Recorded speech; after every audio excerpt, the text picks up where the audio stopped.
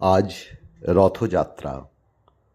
লিপিকা গ্রন্থে রবীন্দ্রনাথ ঠাকুর তাঁর রচিত রথযাত্রায় এক অদ্ভুত জীবন দর্শন বর্ণনা করেছেন, যা কবির পক্ষেই একমাত্র সম্ভব। রথযাত্রার দিন কাছে, তাই রানী রাজাকে বললে, চলো রথ দেখতে যাই। রাজা বললে, আচ্ছা। ঘোড়াশাল থেকে ঘোড়া বেরোলো, হাতিশাল থেকে হাতি, ময়ূরপঙ্খী যায় সারে সারে, আর বল্লম হাতে সারে সারে সিপাই শান্ত্রী দাস দাসী দলে দলে পিছে পিছে চলল। কেবল বাকি রইল একজন, রাজবাড়ির ঝাঁটার কাঠি কুড়িয়ে আনা তার কাজ। সর্দার এসে দয়া করে তাকে বললে, ওরে তুই যাবি তো, আয়।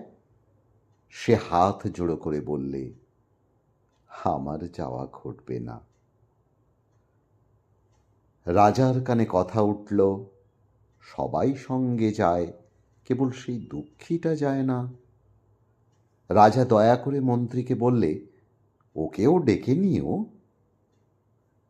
রাস্তার ধারে তার বাড়ি। হাতি যখন সেইখানে পৌঁছল, মন্ত্রী তাকে ডেকে বললে, ওরে দুঃখী, ঠাকুর দেখবি, চল। সে হাত জোড়ো করে বলল, কত চলব, ঠাকুরের দুয়ার পর্যন্ত পৌঁছই এমন সাধ্য কি আমার আছে? মন্ত্রী বললে, ভয় কিরে তোর, রাজার সঙ্গে চলবি। সে বললে, সর্বনাশ, রাজার পথ কি আমার পথ? মন্ত্রী বললে, তবে তোর উপায়? তোর ভাগ্যে কি রথযাত্রা দেখা ঘটবে না? সে বললে, ঘটবে বই কি, ঠাকুর তো রথে করেই আমার দুয়ারে আসেন। মন্ত্রী হেসে উঠল, বললে, তোর দুয়ারে রথের চিহ্ন কই? দুঃখী বললে, তাঁর রথের চিহ্ন পড়ে না। মন্ত্রী বললে, কেন বলতো? দুঃখী বললে, তিনি যে আসেন পুষ্পক রথে। মন্ত্রী বললে, কই রে সেই রথ?